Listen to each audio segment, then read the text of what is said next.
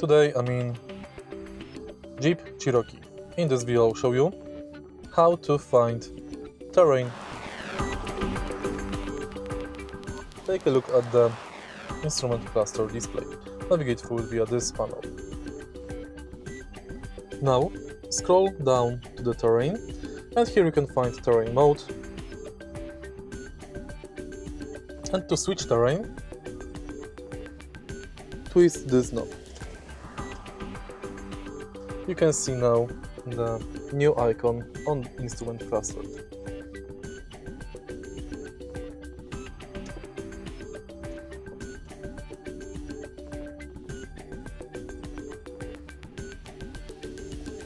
If you found this video helpful, please leave a like, comment and subscribe.